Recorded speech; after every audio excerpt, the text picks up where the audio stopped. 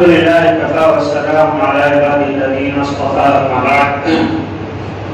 سامعین حضرات، حدیث کے راوی سیدنا ابو ہریرہ رضی اللہ تعالی عنہ ہیں، جنہیں فقیہ اسلام بھی کہا جاتا ہے، سب سے بڑی فقیہ اسلام کے بیان کرتے ہیں کہ اللہ کے نبی صلی اللہ علیہ وسلم نے بیان فرمایا کہ اللہ عز و جل نے جب انسانوں کو پیدا کر دیا اور پھر انسانوں کے درمیان اللہ تعالیٰ نے رشتے داری کو پیدا کیا، کون کس کا بھانجا ہوگا، کون کس کا ماما ہوگا، کون کس کی امی ہوگی، کون کس کا باپ ہوگا، دو آدمی کے درمیان، دو عورتوں کے درمیان، یا ایک آدمی ایک عورت کے درمیان، ایک بچے اور ایک بوڑھے کے درمیان کیا رشتہ ہوگا، اللہ نے اس رشتے کو بھی پیدا کیا.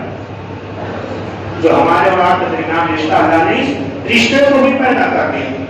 جب رشتے کو پیدا کیا تو رشتے داری کھڑی ہو جاتی ہے، صلہ رحمی رحم کھڑی ہوتی ہے، اور کہتی ہے اللہ رب العالمین ھذا مقام العین بک من القطیع، اللہ میں اس وقت قطع رحمی سے تیری پناہ مانگتی ہوں.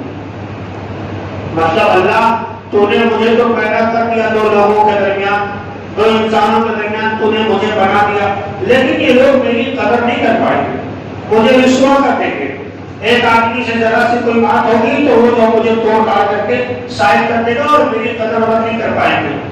یہ انتظار کر رہی تھی اللہ سے کہ اللہ تعالیٰ میری قدر نہیں کرتا. اللہ رب العالمین نے کیا کہا معلوم ہے؟ الا ترضین ان اصل من وصل واقطع من قطعک، کیا تو اس بات سے راضی نہیں کہ جو تجھے جوڑ کر کے رکھے گا میں اس کو اپنے سے جوڑ کر کے رکھوں گا، اس پر میں اپنی رحمت نازل کر کے رکھوں گا، اور جو تجھے کاٹ دے گا، جو تجھے توڑ دے گا تو اس کو میں اپنے سے دور کر دوں گا، اپنی رحمت اس کے گھر سے اس کی ذات سے اٹھا دوں گا. شیخ نے کہا یہ بات تو بہت اچھا، میں اس کو قبول کرتی ہوں، اگر ایسا تیرا فرمان ہے تو میں خوش ہوں. یہ اللہ کے نبی صلی اللہ علیہ وسلم کا فرمان سیدنا ابو ہریرہ رضی اللہ تعالیٰ عنہ نے پیش کر دیا سامعین کے سامنے. اس کے بعد انہوں نے ایک آیت کریمہ پیش کی. ابو ہریرہ نے کہا بھائی اگر اس فرمان کی مزید تاکید چاہتے ہو، مزید تصدیق چاہتے ہو تو ایسا سورہ محمد کی آیت نمبر 22 پڑھو. اس میں بھی اللہ تعالیٰ نے رشتے کی فضیلت اور رشتہ توڑنے کی مذمت بیان فرمائی ہے. اس حدیث مبارک سے ہمیں کیا معلوم ہوتا ہے؟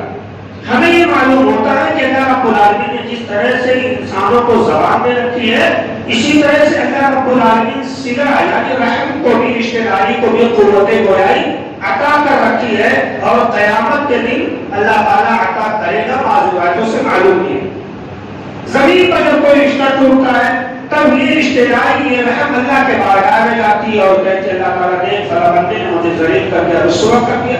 اللہ کہتا تو پریشان نہ ہو، اس نے تجھے توڑا ہے نا، میں اپنی رحمت، اپنا فضل، اپنی مہربانی، اپنی برکت اس کے گھر سے اٹھاتا. تو رشتہ داری کو اللہ رب العالمین نے قوت گویائی عطا کر رکھی ہے. تو آپ کے اور آپ کے دوست یار کے درمیان، ماں باپ کے بیچ میں جو رشتہ ہے اس رشتے کو سنبھالنے کی کوشش کریں، ورنہ یاد رکھیں کہ رشتہ داری آپ کے خلاف اللہ کے بارگاہ میں عرضی پیش کرے گی، آپ کے خلاف مقدمہ کرے گی. اور جو یہ رحم ہے نا، جس انسان کے خلاف یہ عرضی پیش کرے بارگاہ ربانی میں، اس عرضی کو قبولیت سے کوئی نہیں روک سکتا. اس لیے رشتے کو بچانے کی کوشش کرو. حکمہ معلوم ہے کیا کہتے ہیں؟ رشتے کو قیمتی ہیرے جواہرات اور موتی سے تعبیر کرتے ہیں. انسان کے جیب میں ہیرے ہوں، جواہرات ہوں، موتی ہوں، زمین پر اگر گر جائے یا کچرے دان میں گر جائے، کچرے کے ڈبے میں گر جائے، پورے محلے کا کچرا اسی ڈبے میں ہے. اگر وہ ہیرا جواہر اس ڈبے میں، اس کچرے دان میں گر جائے تو آدمی چھوڑ کر نہیں بھاگے گا، بلکہ پورے کچرے کو پلٹ کر کے موتی اور ہیرے کو تلاش کر نکالتے ہیں. یعنی رشتہ جوڑنے کے لیے اگر تمہیں جھکنے کی نوبت آ جائے تو تم جھک جاؤ، کیونکہ یہ اللہ رب العالمین کا ایک بہت بڑا فضل ہے جو دو لوگوں کے درمیان اللہ نے رشتے کو پیدا کر دیا ہے. ایک بار جو رشتہ ٹوٹ جاتا ہے جب جڑنے کا نام نہیں لیتا ہے، یہ فطرتاً اللہ نے بنا رکھا ہے. تو آپ نے جو اپنا رشتہ ڈھونڈ لیا، اپنا رشتہ بنا لیا، تو اس رشتے کو سنبھالنے کی کوشش کریں، ورنہ رشتے کو پل بھر میں ٹوٹ ہی جایا کرتے ہیں. آج کیا ہے، ہم اور آپ جو ہے رشتوں کی قدر نہیں کرتے، جس کی وجہ سے بہت ساری پریشانیاں ہوتی رہتی ہیں۔ اللہ کے رسول کے زمانے میں معلوم ہے، ایک صاحب آئے اللہ کے رسول کے پاس، کہنے لگے اللہ کے رسول میرے کچھ رشتے دار، ایک رشتہ دار نہیں بہت سارے رشتے دار ہیں، اور جتنے میرے رشتے دار ہیں سارے رشتے داروں کی حالت تین ہے، پورے رشتے دار میرے ساتھ تین سلوک اختیار کرتے ہیں، سارے رشتے داروں کی حالت ایک سی۔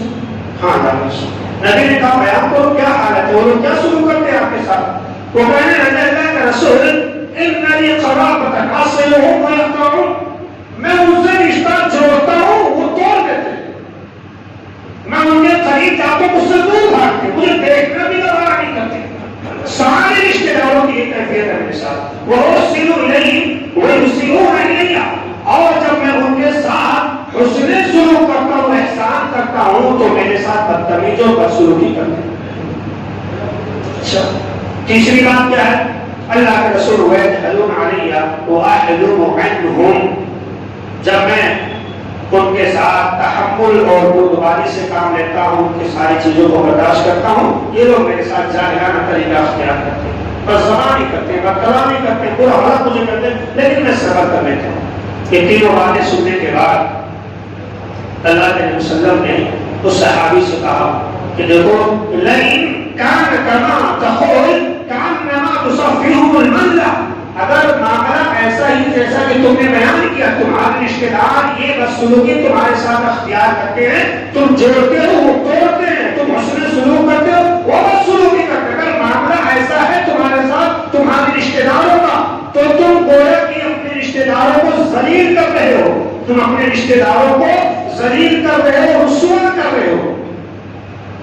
مطلب یہ ہے کہ ان کے ساتھ تم اس سے سلوک کر رہے ہو، وہ تمہارے ساتھ بدسلوکی کر رہے ہیں، یقیناً آپ انہیں مجبور کر رہے ہو کہ بھائی میرے رشتے دار ہو، تم اپنے عمل پر ذرا غور کر لو، یہ جو طریقہ تمہارا ہمارے ساتھ، جو تمہارا رویہ ہمارے ساتھ ہے، یہ رویہ صحیح نہیں ہے، یقیناً وہ مجبور ہوں گے غور و فکر کرنے پر کہ وہ لوگ تمہارے ساتھ کیا سلوک کرتے ہیں، اور جب انہیں اپنی غلطی کا احساس ہوگا تو پھر وہ بہت زیادہ پچھتائیں گے، آپ کے سامنے آ کر کے معافی بھی مانگیں گے، گھٹنے بھی دیں گے۔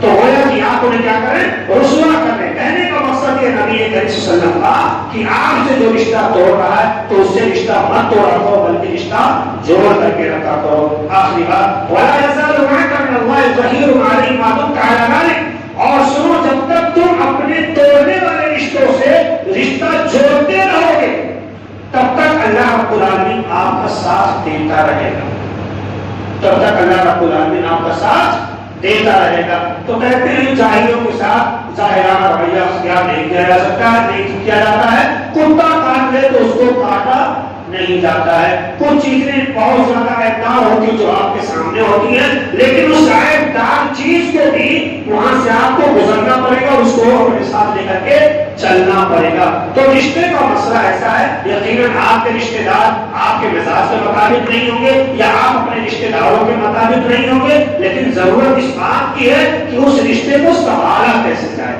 اصل مسئلہ یہ ہے کہ اس رشتے کو سنبھالا کیسے جائے۔ جن گھروں میں بے برکتی کی شکایت ہے، جن گھروں میں رب کی بے رحمتی کی شکایت ہے، انہیں اس مسئلے پر غور کرنا چاہیے، کہیں ایسا تو نہیں کہ وہ لوگ اپنے رشتے کو توڑ کر کے بیٹھے ہوئے ہیں۔ اللہ رب العالمین سے دعا کرتے ہیں مولا کریم ہمیں رشتے کی قدر کرنے کی توفیق عطا فرما، آمین۔ اللہ ہمارے شاہدہ کی قبول فرما، صاحبنا معاف فرما، آمین۔ وعلینا الا البلاغ المبین۔ والسلام علیکم ورحمۃ اللہ وبرکاتہ۔